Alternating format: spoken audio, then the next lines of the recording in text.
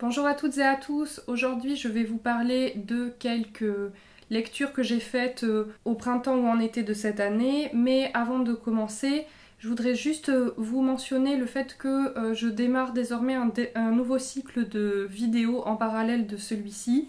Vous avez peut-être remarqué dans mes précédentes vidéos que j'aime souvent vous lire des extraits d'œuvres et en fait je me suis aperçue que parfois il y avait trop d'extraits d'une même œuvre ou bien des extraits trop longs pour être mis dans une vidéo classique, donc j'ai décidé désormais de parfois consacrer une vidéo entière à la lecture d'un extrait d'une œuvre, et donc ça va être le cas ici, une des œuvres que je vais vous présenter dans la vidéo que vous visionnez actuellement. Je vais également vous en lire des extraits, je vous donnerai le lien évidemment dans la description en dessous. Et n'hésitez surtout pas à me faire des retours pour me dire si vous appréciez voilà, ces vidéos un petit peu différentes où il ne s'agit cette fois-ci non pas d'analyser ou de donner mon avis, mais de faire une lecture.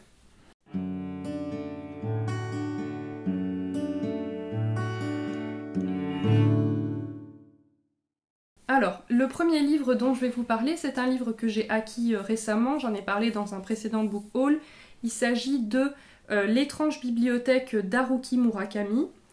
Haruki Murakami, c'est un auteur qui est très connu en France, qui a beaucoup de succès. Il est japonais, il est régulièrement cité parmi les auteurs nobelisables. Et je pense qu'il est connu en France notamment, ou en tout cas apprécié, parce qu'il fait souvent référence à des œuvres de la culture occidentale, puisqu'il est passionné de littérature américaine, anglo-saxonne en général. Il a lui-même traduit certains grands classiques en japonais. Et donc je pense qu'en fait, en France, on s'y retrouve en fait. Ça fait qu'on a des références communes. C'est un auteur qui est parfois relié en fait au mouvement, si on peut appeler ça un mouvement, du postmodernisme.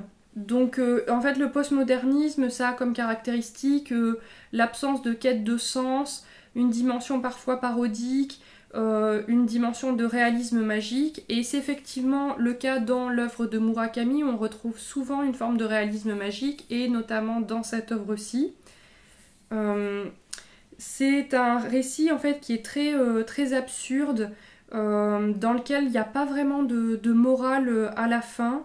Donc en fait c'est assez malaisant comme histoire. Donc l'histoire, c'est celle d'un jeune garçon qui va à la bibliothèque de son quartier pour emprunter un livre, et en fait il se retrouve prisonnier et on lui intime l'ordre, donc dans une cave où il est retenu tout un mois, de lire absolument pour en retenir tous les mots un livre, et en fait à l'issue de la lecture de ce livre il sera sacrifié par son geôlier en fait qui l'utilisera pour se nourrir.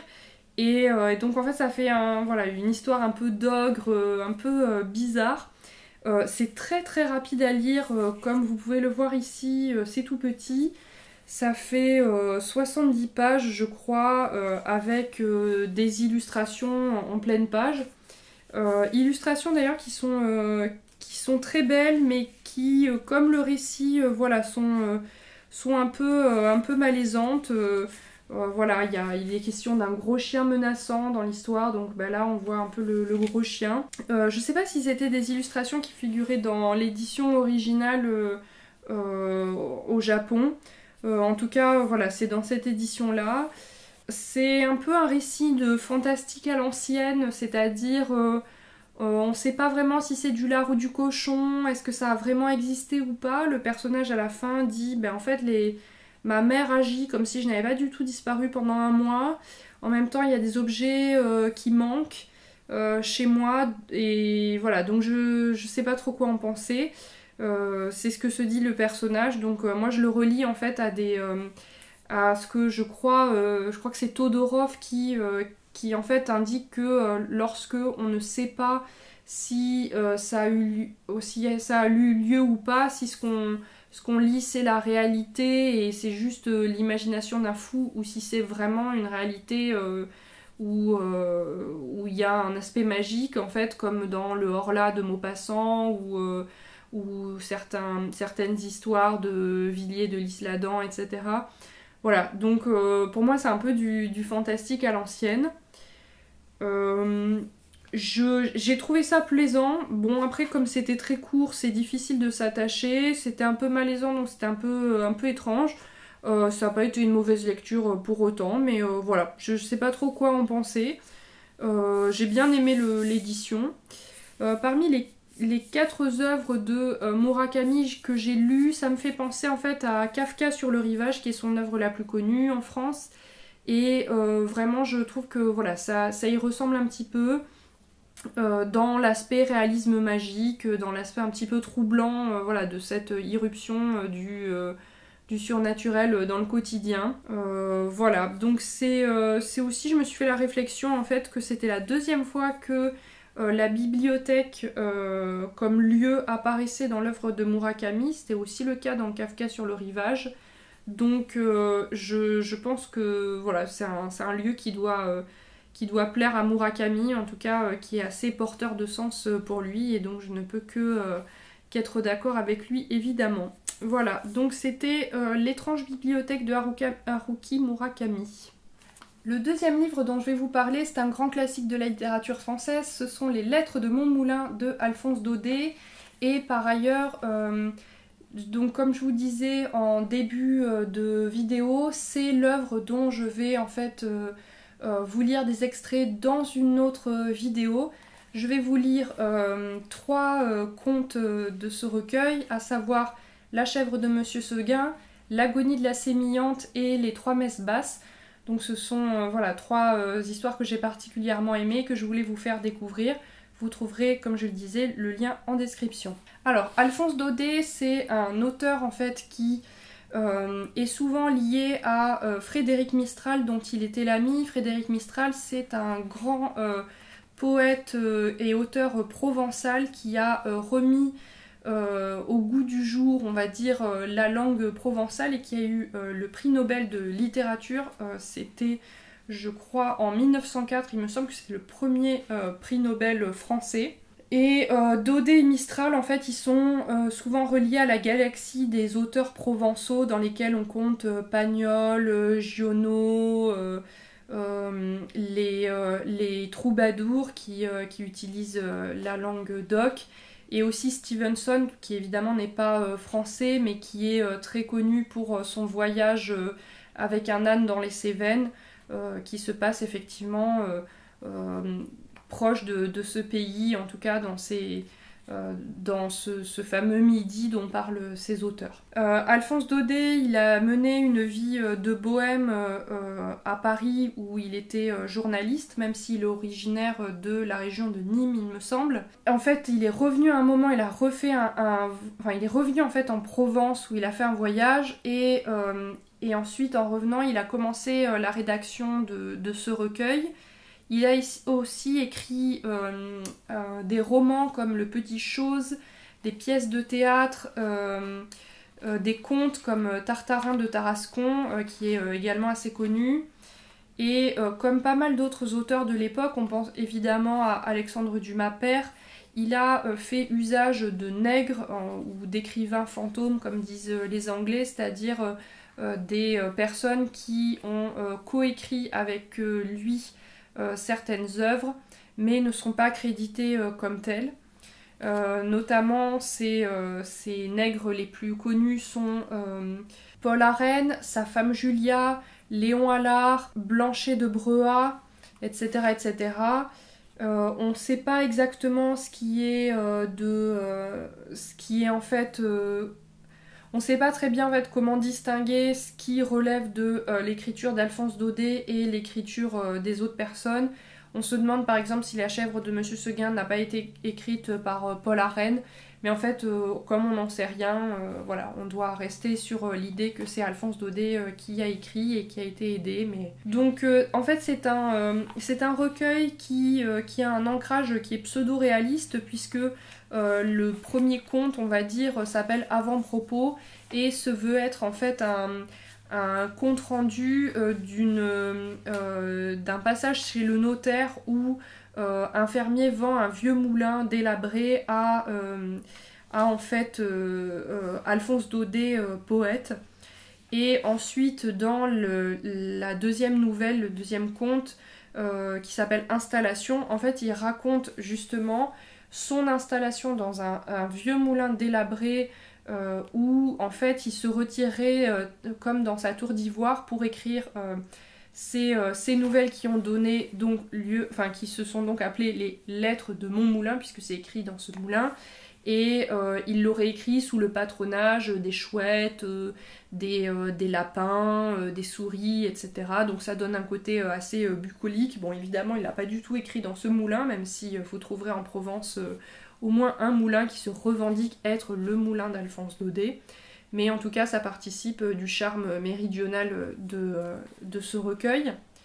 En fait, il y a plusieurs nouvelles fameuses, donc je vous ai cité la chèvre de Monsieur Seguin, qui je pense est la plus connue, également Le secret de Maître Cornille, La mule du pape, Les trois messes basses que je vous lirai. Voilà, donc il y en a beaucoup en fait qui sont connus. C'est très souvent étudié à l'école. On a souvent en fait, peut-être que comme moi, vous aviez déjà lu des extraits à l'école ou autre part, et en fait vous n'aviez jamais lu l'intégralité du recueil, donc c'est pour ça que je l'ai lu. Et en fait, je pense que c'est aussi étudié à l'école parce qu'il y a vraiment une espèce de simplicité des sentiments, des figures un peu archétypales. Voilà, on rit, on pleure, on se lamente, etc. Donc c'est vraiment des émotions simples et vraies, hein, mais qui, voilà, je pense que sont assez compréhensibles quand on le lit à l'école primaire notamment. Les personnages archétypaux, il y a évidemment la figure, elle apparaît à plusieurs reprises du moine bon vivant, donc ça c'est un personnage qu'on retrouve depuis Rabelais, hein, depuis Gargantua, etc. Mais on le trouve aussi bien dans les trois messes basses évidemment, mais aussi l'élixir du révérend Père Gaucher, oui, que j'ai oublié de citer parmi les très connus. On trouve aussi l'animal doué de raison, donc ça c'est particulièrement dans La mule du pape, qui est assez drôle comme conte. Il y a une dimension fantastique en fait dans plusieurs de ces nouvelles. Donc dans Les trois messes basses, dans La légende de l'homme à la cervelle d'or, ou alors il y a une dimension parfois qui est pas fantastique mais qui est un peu légendaire, par exemple dans L'agonie de la sémillante, qui raconte qui raconte le naufrage d'un bateau de manière assez pathétique. Donc voilà, je trouve que ça donne un côté un petit peu légendaire. Je disais qu'il y avait des sentiments assez simples. Voilà, il y a un côté aussi un petit peu bon sentiment, si vous voulez, puisque les méchants ils sont punis, il y a des âmes assez simples, les personnages sont assez simples dans leur récit, assez sincères. J'avoue que ça donne un côté naïf qui en fait moi m'a un petit peu agacée à la lecture. Après c'est peut-être que je lis ça avec un côté un petit peu trop snob en me disant c'est un truc d'enfance. Après je reconnais que c'est jamais vraiment cliché, c'est juste qu'à chaque fois, voilà, la psychologie des personnages, je l'ai pas développée, mais en fait c'est pas vraiment le propos. Le but c'est un peu de faire des archétypes, c'est un peu de restituer une pseudo-ambiance de cette Provence. En tout cas il me semble que c'était le projet. Donc voilà, il y a un petit côté naïf, mais c'est quand même vraiment plaisant, c'est vraiment bien. Pour moi c'est vraiment associé à l'enfance, puisque je vous disais on l'étudie à l'école. L'écouter, moi je me souviens que dans mon enfance en fait on écoutait des lectures dans la voiture, donc des livres audio, et je me souviens notamment qu'on écoutait ça en famille dans la voiture. Donc il y a une lecture fameuse des lettres de mon moulin en fait par l'acteur Fernandel qui était lui-même provençal, donc voilà, ça il apporte vraiment une espèce de patte particulière. Évidemment la Provence elle est très très évoquée, elle est très fantasmée, très très belle. Bon, voilà, c'est plus un fantasme qu'autre chose, je suppose, pour l'époque. Il y a beaucoup de termes provençaux qui sont utilisés. Il y a des phrases en provençal, notamment. Donc voilà, c'est vraiment un classique. Je suis vraiment contente de l'avoir lu. Ça n'a pas été un gros coup de cœur, mais ça m'a replongé dans certaines choses de mon enfance, et donc c'était assez agréable. Voilà, donc je vous conseille de le lire si vous l'avez jamais lu en entier. Il y a plein d'histoires différentes, ça se lit très bien, c'est parfois drôle, c'est parfois triste, c'est vraiment très bien. Voilà, donc c'est Les Lettres de mon moulin d'Alphonse Daudet.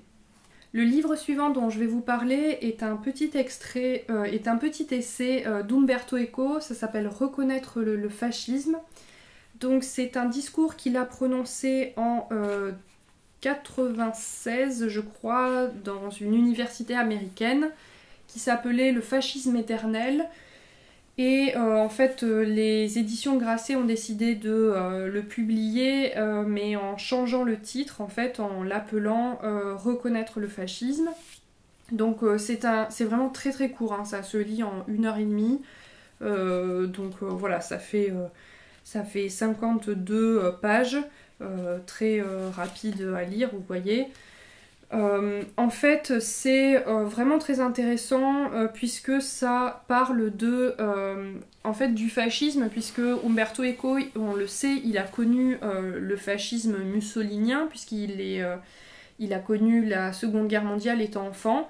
Et donc au début, il parle beaucoup de son expérience personnelle, en disant quel rapport il avait avec le fascisme en tant qu'enfant, qui n'avait connu que ça en fait.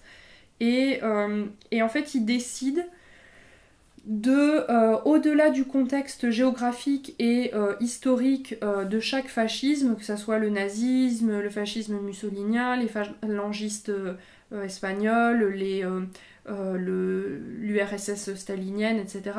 En fait, il décide de récupérer la substantifique moelle pour voir quelles sont un peu les grandes caractéristiques du fascisme. Et bon, je vais pas toutes vous les dire, hein, parce que c'est quand même 1000 fois mieux expliqué que moi, évidemment, dans le livre. Mais en fait, il considère que un fascisme n'est pas obligé d'avoir toutes les caractéristiques qui sont données là pour être du fascisme, et que parfois il suffit d'avoir juste une caractéristique pour en fait flairer le fascisme, pour qu'on se dise attention, si ça continue, ça risque de devenir un fascisme. Et donc il évoque la peur de la différence, le fait le nationalisme, il évoque le fait d'être ce qu'il appelle l'irrationalisme, donc c'est le refus systématique de la science, en fait le culte du héros qui donne selon lui le culte en fait, du machisme, et donc le culte de la puissance sexuelle, le mépris des femmes, voilà, le mépris des femmes, le mépris des personnes qui ne sont pas hétéronormées, on va dire, la mise en valeur absolument de la puissance sexuelle, et donc aussi des armes comme étant des substituts phalliques, en fait, voilà, il liste en fait toutes sortes de caractéristiques qui sont vraiment intéressantes, moi qui m'ont fait beaucoup réfléchir, parce que en fait, quand on lit ça, on se dit mais au fond, moi, est-ce que je suis pas un peu fasciste? Parce que je crois que tout le monde a à un moment qui peut se targuer de n'avoir jamais eu peur de la différence, eu peur qui peut se targuer d'avoir toujours eu une foi absolue en la science, etc. Donc bon, ça veut pas dire qu'on est fasciste en fait, ça veut juste dire que on n'est pas parfait, et tant mieux, et que je pense qu'il faut surtout voilà, se dire oui, moi aussi ça m'arrive des fois d'avoir juste peur de la différence, de ne pas accepter la critique, etc. Il faut que j'accepte cette part d'ombre chez moi, et que je la connaisse, et que je travaille à ne pas me laisser emporter par elle. Donc voilà, c'est un peu cette lecture psychologique que j'ai faite après coup de cela en fait, en me disant que c'était aussi intéressant pour chacun pour se... Plutôt que de se dire ah oui c'est une arme pour arriver à pointer les armes, enfin les actes des autres en disant attention tu es un fasciste, de dire bon ben voilà on a tous aussi nos parts sombres et en fait il faut se rendre compte qu'elles peuvent donner des choses extrêmement graves si on n'y fait pas attention. Voilà, donc c'était vraiment très court, c'était vraiment très agréable. C'était donc reconnaître le fascisme d'Umberto Eco. Bon, je vous prie de m'excuser si jamais il y a un petit changement de cadrage, en fait ma batterie est morte et donc voilà, je reprends la vidéo avec quelques minutes de décalage. Donc le livre suivant dont je vais vous parler, c'est un premier roman, un roman de fantasy. Il s'agit d'Un long voyage de Claire Duvivier. Claire Duvivier, c'est une autrice française, c'est là son premier roman. Elle est désormais un petit peu plus connue, elle était déjà connue au moment de la publication d'Un long voyage qui a eu du succès. Elle participe avec Guillaume Chamanadjian à cette entreprise littéraire ambitieuse, entreprise éditoriale aussi, qu'est la rédaction d'une double trilogie dans un même univers par deux auteurs de La Tour de Garde. Donc voilà, elle l'écrit avec un autre auteur. Ici je vais parler de ce roman qu'elle a publié en 2020, qui est un one-shot puisqu'il n'y a pas de suite. Il s'agit, en fait, l'histoire est un petit peu complexe, donc on suit le personnage de Lies qui en fait est un jeune homme sans le sou qui en fait fait son trou dans l'administration déconcentrée impériale et il entre au service de la nouvelle gouverneuse, je crois que c'est ça son titre, ambassadrice. Bon, la nouvelle ambassadrice Malvine Zelina de Felarazi, donc elle a un nom assez difficile à dire. Malvine Zelina de Felarazi, en fait, elle arrive dans l'archipel, elle est envoyée donc de l'Empire, et en fait elle fait souffler un vent de nouveauté. Et il entre à son service lorsqu'elle part il devient son second en fait lorsqu'elle part dans son autre affectation où elle devient ambassadrice à Solmery. Elle est l'équivalent, je vais préciser, en fait d'une espèce de préfète en France. Et elle va à Solmery, donc une autre contrée. En fait, ils prennent deux routes différentes pour y arriver. Et en fait, Lies arrive et il est seul, il n'y a pas Malvine. Donc elle disparaît, ce qui est quand même très embêtant lorsqu'un haut fonctionnaire disparaît. Donc en fait, ce qu'il nous raconte, c'est on suit sa vie à lui et son récit au plus près en fait des événements qui entourent cette disparition très mystérieuse. Donc c'est un roman en fait que j'ai eu un peu de mal à rentrer dedans durant les 100 premières pages, je sais pas, je trouvais ça bien, mais bon, j'étais pas trop dedans, et en fait à partir de la 100e page, j'ai été complètement embarquée. J'ai dévoré ça d'une traite, les 200 pages qui suivaient dans la même journée, voilà, je me suis assise, j'ai commencé à lire et je me suis pas arrêtée jusqu'à la fin. Tellement ça m'a plu, tellement j'étais embarquée par l'histoire, puisque voilà, il se passe des choses à partir de à peu près la 100e page, et là vraiment l'histoire décolle complètement, même si c'était bien avant, hein, on s'ennuie pas non plus, mais c'est mon avis, voilà, et donc j'ai trouvé ça vraiment super bien à partir de ce moment-là, j'ai été prise dedans, j'ai trouvé que globalement c'était ambitieux, le monde qui est décrit ici, il tient la route, il est ambitieux, on aimerait en savoir un petit peu plus sur cet empire, etc. Peut-être elle fera un jour d'autres romans, mais pour l'instant je crois pas que ce soit prévu. Il est aussi assez réaliste, même si évidemment c'est un univers de fantasy, c'est très bien vu, tout ce qui est administration. Voilà, je trouve que l'administration elle est très bien décrite. Je me suis demandé si l'autrice avait travaillé dans l'administration.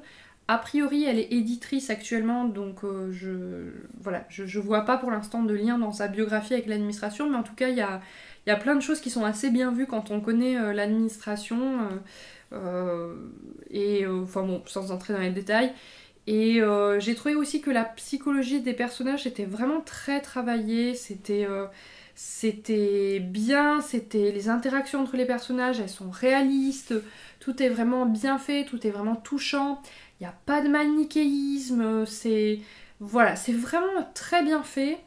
En lisant, j'ai trouvé l'écriture un peu plate, c'était pas mal écrit, c'était bien écrit, mais ça m'a... Voilà, il n'y avait pas une écriture qui ressortait particulièrement, mis à part toutes les fois où en fait le narrateur en fait il s'adresse à une dénommée J'aimais tous. On ne saura qu'à la fin qui est J'aimais tous. Et en fait, à part ces moments-là où voilà, il y a des espèces d'envolées lyriques qui sont super belles, le reste de l'écriture, et voilà, moi, j'ai trouvé que ça manquait, un petit peu de quelque chose, de personnalité, disons, mais bon, après, je pense que c'est déjà clairement mieux écrit que beaucoup de littérature blanche qu'on peut trouver de nos jours, donc voilà, je voulais quand même vous signaler ce petit bémol que je mettais. Donc en ce qui me concerne, c'est pas un coup de cœur, mais franchement c'était vraiment bien. Je pense que ça a vraiment mérité le succès que ça a eu et ça vaut clairement le coup d'être lu. C'est quand même un premier roman et je trouve que voilà, je lui tire mon chapeau pour faire des choses aussi bien à un premier roman. Donc voilà, c'est Un long voyage de Claire Duvivier. Le livre suivant dont je vais vous parler, je peux pas vous en montrer la couverture puisque je l'avais emprunté à la bibliothèque et je l'ai rendu. Il s'agit d'un premier roman également, cette fois-ci, donc c'est pas de la littérature de fantasy, c'est plutôt de la littérature réaliste. C'est d'une autrice, une primo-romancière espagnole, Elena Medel. Ça s'appelle Les Merveilles et c'est publié aux Jeunes Éditions de la Croisée. Donc dans Les Merveilles, en fait, on suit deux personnages principaux, deux femmes, avec 40 ans de différence. La première s'appelle Alicia, c'est une jeune femme en fait qui vend, je crois, des sandwichs à la gare, dans une boutique de la gare de Madrid. Et en fait, elle a vécu un déclassement social dans son enfance, puisque avant ses parents avaient des moyens et on apprend au cours de l'histoire pourquoi, donc je vais pas vous le dire ici. En fait, elle subit un déclassement social et elle n'a plus du tout de moyens, donc elle doit vivre en fait avec ce regret de ce qu'elle aurait pu être. Et ça fait d'elle un personnage assez détestable. Moi j'ai trouvé au début, ça m'a un peu gênée d'ailleurs dans la lecture, qui en fait passe son temps à courir après l'argent, puisqu'elle elle a un petit travail qui lui rapporte pas beaucoup, juste de quoi survivre. Et c'est aussi ce qui arrive à Maria, une femme donc née dans les années 60 je crois, qui en fait elle de son côté a eu un enfant, est une fille mère, et en fait sa famille s'occupe de l'enfant et l'a envoyé travailler à Madrid. Et et en fait Maria fait des travaux, elle travaille soit comme je sais pas comment on dit, aide domestique, voilà, aide à domicile disons, soit fait des ménages. Et donc elle aussi en fait elle vit avec très peu de moyens, et en fait c'est le sujet principal de l'histoire, c'est un livre militant qui dit que en fait le manque d'argent chez les femmes crée une suffocation, enfin en fait chez tout le monde, mais le manque d'argent en fait crée une suffocation, vous savez, vous n'êtes pas dans la misère noire et en même temps vous pouvez pas vous permettre non plus de faire des choses qui vous plairaient, vous avez juste ce qu'il faut à chaque fois pour sortir la tête de l'eau, arriver à payer votre loyer, vous achetez un tout petit peu à manger, et en fait vous mettez en place plein de petites techniques pour pour payer moins cher les choses, etc., pour arriver justement à survivre. Et en fait la thèse de l'autrice, c'est de dire en fait ce manque d'argent chez les femmes crée une dépendance vis-à-vis des hommes. Donc Alicia, en fait, elle s'est mariée avec son compagnon qui est maintenant son mari, parce qu'en fait l'argument principal c'était en fait on va économiser des loyers, voilà. Et ensuite Maria, elle de son côté, elle refuse de se marier avec son compagnon et elle refuse surtout d'habiter avec lui. Parce qu'elle estime que voilà, en fait c'est son précaré à elle, c'est ce qui lui permet d'avoir sa liberté. Et en fait c'est vraiment ça montre vraiment ces situations de deux femmes. Voilà, Maria venait d'un milieu pauvre et Alicia elle venait d'un milieu riche, mais chacune avec leur histoire, leur trajectoire personnelle, leur personnalité en arrive à ce point. Et donc vous l'avez compris, c'est un roman vraiment qui est complètement féministe et social. C'est complètement revendiqué par l'autrice, je le sais parce qu'en fait il se trouve que j'ai rencontré l'autrice, j'ai participé à une rencontre avec elle en fait.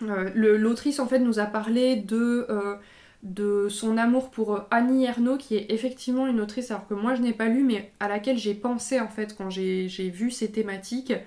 Ce qu'il faut savoir en fait, et ça l'autrice, pour elle c'est très important, en fait ces deux personnages convergent, comme beaucoup de femmes, vers un événement dont nous on se souvient pas en France mais qui est très important en Espagne, qui est le 8 mai 2018 où il y a eu une énorme manifestation à Madrid et dans le reste du pays.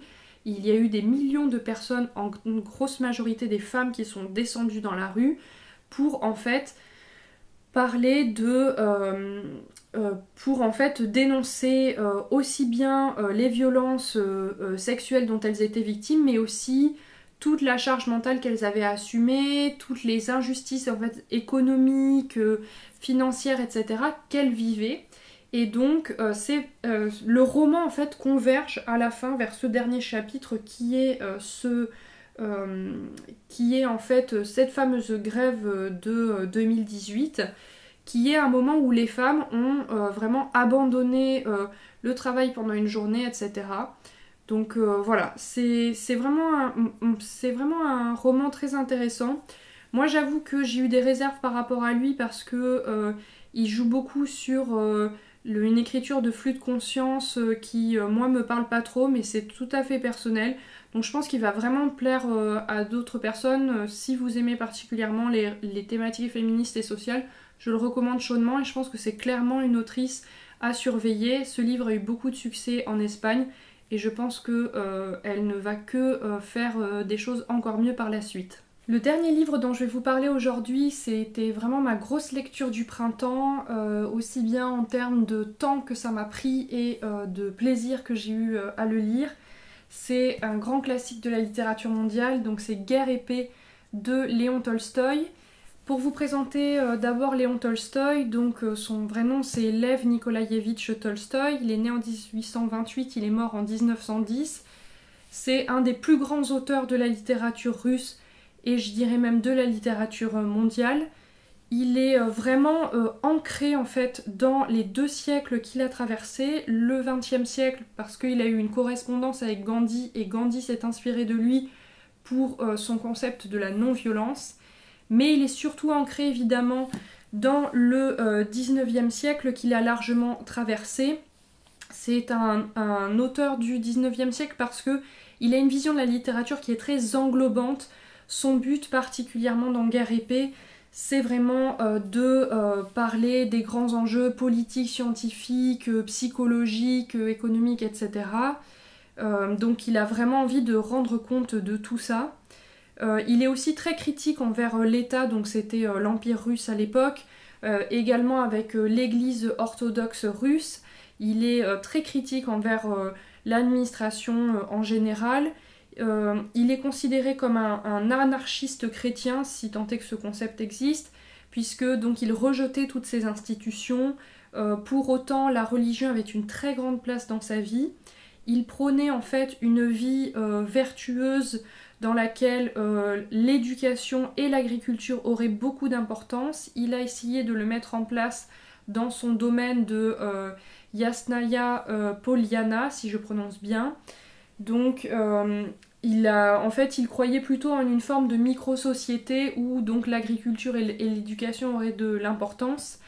Il parle de ces sujets dans ses livres, puisque par exemple dans Anna Karénine, un des personnages principaux, Lévin, qui est un double en fait de Tolstoï, parle beaucoup de gestion de domaine et d'agriculture, qui sont des thèmes chers à Tolstoï. Donc voilà, c'est un auteur vraiment très riche, très complexe déjà en tant que personne, et ça s'en ressent énormément dans son œuvre. Ici, Guerre et paix, c'est considéré, alors ici dans cette édition il l'appelle La guerre et la paix, mais je vais dire Guerre et paix par facilité. Guerre et paix en fait c'est considéré comme son grand œuvre. Moi personnellement je mettrais au même niveau, voire peut-être au-dessus, Anna Karénine, Mais bon, c'est tout à fait personnel, je suis absolument pas spécialiste de littérature russe. En fait, on a une alternance entre des passages de vie militaire et des passages de vie aristocratique, et ça permet en fait de montrer la vacuité de la vie aristocratique de l'époque, donc c'est des guerres napoléoniennes, de la campagne de Russie, puisque on a l'impression en fait que cette société elle est coincée dans le XVIIIe siècle, alors que Napoléon arrive tel un rouleau compresseur et va imposer la modernité.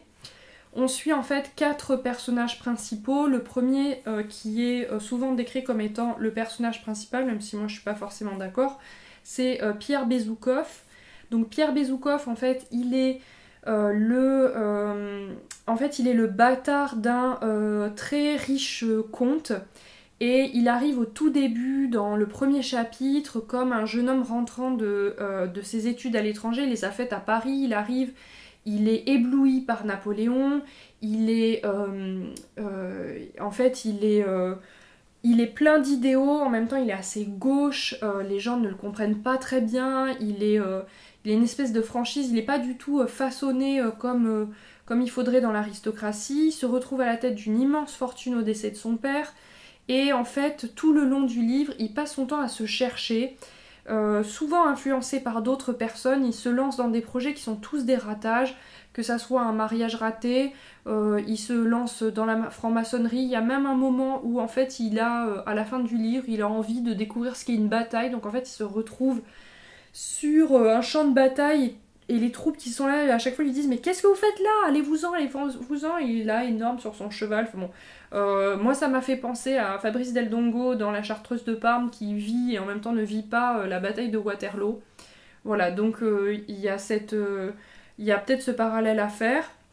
En fait, à la fin, il trouve une forme de... Enfin, c'est pas une rédemption, mais disons qu'il trouve... en fait, il acquiert de la sagesse et il devient vraiment le personnage qui a acquis de la sagesse. Donc dans ce sens-là, ça peut être considéré comme un roman d'apprentissage guerre-épée, puisque on part du début avec Pierre qui est très jeune, naïf, impulsif, touchant, à un Pierre qui est une espèce de vieux sage vers lequel tout le monde se tourne, qui a acquis la sagesse grâce aux différents éléments de sa vie. Un autre personnage principal, c'est le prince Andreï, qui est le meilleur ami de Pierre. Donc le prince Andreï, en fait, il s'appelle Andreï Bolkonski, Andreï Nikolaïevitch Bolkonski. En fait, c'est un homme qui a une femme charmante, son père était un grand général de Catherine II, il est l'aide de camp préféré de Kutuzov, donc en fait c'est un homme très beau au demeurant, qui a tout pour plaire, mais on sait pas très bien comment il fait, il passe son temps à passer à côté de son bonheur, il est complètement insatisfait de la vie, voilà, il se rend compte qu'il aime sa femme seulement quand celle-ci meurt, il aime la vie militaire et puis quand il y est en fait il se dit qu'il aime pas ça, voilà, en fait... il passe son temps à aller d'insatisfaction en insatisfaction. Il trouve finalement une rédemption à la fin dans le pardon et dans l'amour. Mais c'est un personnage qui est plein de tourments, qui a une plus grande force de caractère que Pierre, qui est assez faible de caractère. Mais ça fait que aussi il est toujours tourmenté. C'est un personnage moi c'était mon personnage préféré, je l'ai beaucoup apprécié, même si je reconnais que justement le fait de le voir constamment passer à côté de son bonheur, on a un peu envie des fois de lui mettre des baffes et de lui dire mais ressaisis-toi, en fait la vraie vie elle est là, occupe-toi quoi. Bon, c'est pas comme ça que ça se passe. Ensuite un autre personnage, c'est le personnage de Natacha Rostov, qui est la meilleure amie de Pierre Bezoukov. C'est une jeune fille en fait qui est charmante, qui est belle, qui est vive, qui est pleine d'entrain, qui en fait est très attachante. En fait elle fait une triste expérience dans sa jeunesse lorsqu'elle arrive dans le grand monde, c'est qu'elle est séduite en fait par un libertin. Et c'est un passage qui est très triste, vraiment j'ai trouvé que c'était un passage assez dur où on la voit s'effondrer, faire ce que je pense... qui a été une dépression en fait, elle fait une terrible dépression et donc en fait ça lui a fait passer en fait du statut un peu de charmant petit monstre à une femme plus accomplie, plus posée, qui en fait a perdu de l'innocence mais a acquis de la sagesse. Je trouve que cette histoire, bon ça constitue pas toute l'histoire de Natacha, hein, il y a plein d'autres choses, mais globalement ce passage-là en fait pose la question je trouve de l'éducation des jeunes filles à qui on apprend toutes les choses possibles pour plaire en société, sauf qu'en fait on leur apprend pas voilà, les relations entre hommes et femmes, on leur apprend comment se conduire, mais en fait c'est flou quoi. Je trouvais que le roman pointait là-dessus, même si c'est pas dit explicitement par Tolstoï, mais c'est ce que ça montre en fait, c'est que finalement cette jeune fille très accomplie n'y connaissait rien. Et ensuite le quatrième personnage qu'on suit c'est Nicolas Rostov, c'est donc le frère de Natacha. Et en fait, c'est un jeune homme qui devient hussard, c'est-à-dire la cavalerie légère. Et il incarne vraiment le jeune homme qui passe du stade de l'enfance à celui d'homme plus accompli, d'homme adulte. En fait, il est assez drôle, Nicolas, parce qu'il vit plein d'expériences différentes. Il vit voilà, qu'est-ce que c'est que de perdre, d'avoir une terrible dette de jeu, de découvrir une bataille. Bon, bah, sa première bataille, c'est un peu un ratage parce qu'il se dit oh là là, mais qu'est-ce que je fais ici, c'est horrible, c'est horrible. À un moment, il s'essaye à la gestion du domaine de son père. En fait, c'est un ratage total. Enfin, il fait un coup d'éclat et puis après, il décide qu'il s'en occupe plus du tout. Voilà, vraiment, il croque la vie à pleines dents. Et il vit plein d'expériences différentes.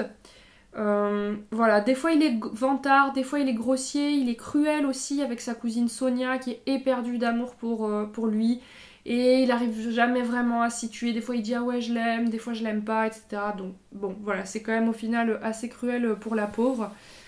Et il est opposé en fait assez rapidement à un personnage qui au début est assez sympathique et qui après le devient plus du tout, c'est le personnage de Boris Doubretskoy qui est son ami d'enfance qui en fait n'a pas du tout les mêmes moyens, n'a pas du tout la fortune familiale de Nicolas, donc Boris en fait est obligé de devenir un courtisan plat et obséquieux et en fait enfin voilà un personnage sans âme et en fait Nicolas n'est peut-être pas aussi n'a peut-être pas une carrière aussi brillante que Boris, mais au moins il a le mérite de ne pas y perdre son âme comme Boris, et donc ils sont assez opposés dans le livre, en tout cas notamment dans la première moitié je dirais du livre.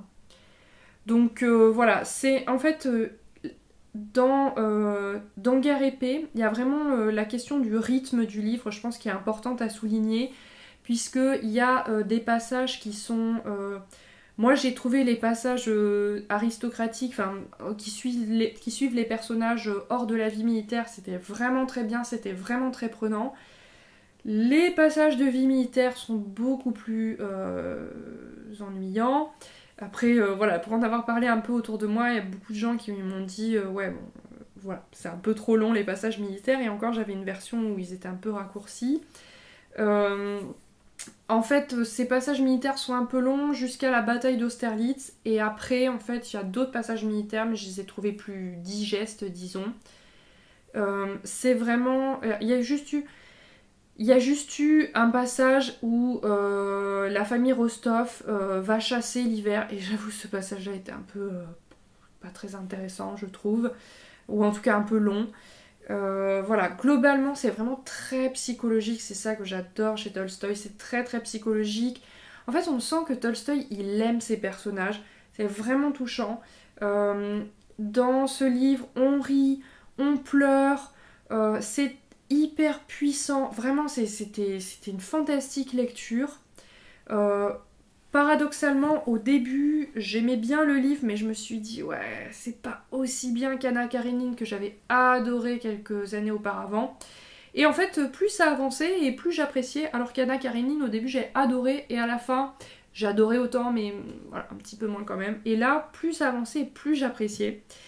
Et ce qu'il faut noter aussi, c'est que si vous n'êtes pas familière avec Tolstoï, donc En Russie, il y a une utilisation des noms qui est un petit peu particulière, puisque les personnages portent leur prénom, le nom de leur père et leur nom de famille. Donc par exemple, le prince Andrei s'appelle Andrei Nikolaïevitch Bolkonski, et donc il est fils d'Andrei Andreïevitch, et en fait son propre père s'appelle s'appelle Andrei Nikolaïevitch Bolkonski. Donc non, il s'appelle Nikolai Andreïevitch Bolkonski, donc il était lui-même fils de Andrei, et le fils du prince Andrei a eu un fils qu'il a évidemment appelé comme son grand-père, c'est-à-dire Nikolai. Donc en fait, le grand-père et le fils s'appellent tous les deux Nikolai Andreïevitch Bolkonski. Voilà, donc il faut un peu suivre. Des fois les personnages portent des noms, des surnoms, des fois aussi ils portent des fois en fait ils ont le nom en français et le nom en russe, donc ça des fois c'est des erreurs de l'auteur, c'est précisé dans la préface. Par exemple le personnage d'Hélène, à un moment il est appelé Aliona, bon voilà, il faut un peu suivre.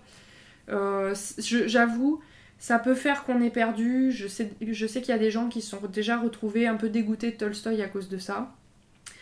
Et donc voilà, c'est quand même à noter. Moi je trouve qu'il suffit de s'accrocher un petit peu et on s'en sort. À partir du moment où on connaît cette règle, donc fils d'Andrei c'est Andreïevitch, et une femme elle sera par exemple fille de Ivan, ça sera Ivanovna. Voilà, donc il faut un petit peu savoir ça. Alors le problème que j'ai majoritairement avec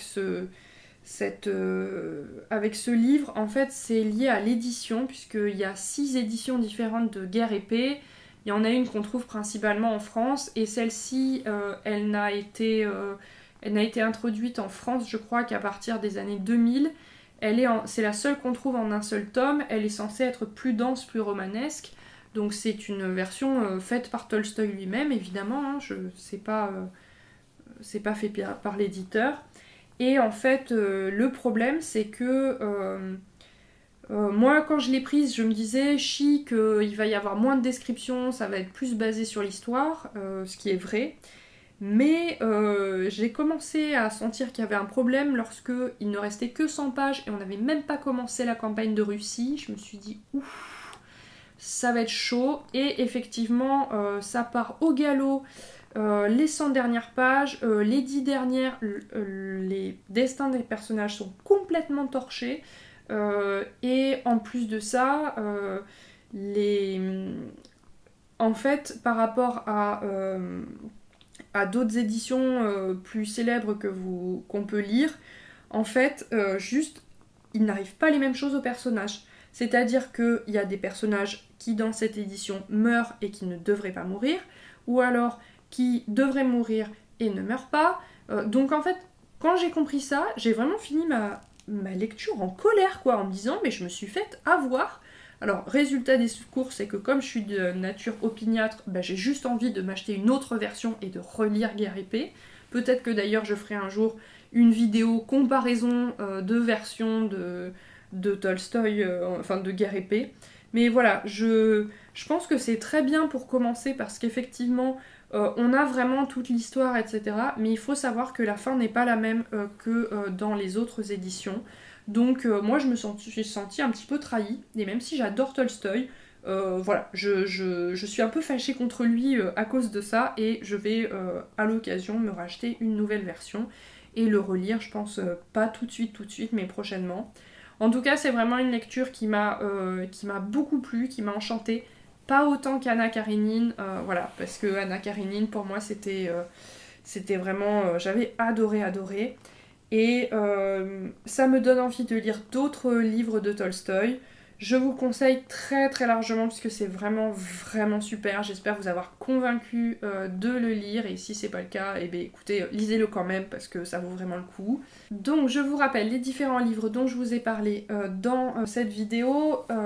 D'abord, L'étrange bibliothèque d'Haruki Murakami, Les lettres de mon moulin d'Alphonse Daudet, Reconnaître le fascisme d'Umberto Eco, Un long voyage de Claire Duvivier, Les merveilles d'Elena Medel, et enfin La guerre et la paix de Léon Tolstoï. Voilà, j'espère que cette vidéo vous a plu. N'hésitez pas à mettre un commentaire ou un petit pouce sur la vidéo. Abonnez-vous à ma chaîne si vous ne l'avez pas encore fait. Vous pouvez également me retrouver sur Instagram. Je vous souhaite une très bonne journée et surtout de très bonnes lectures.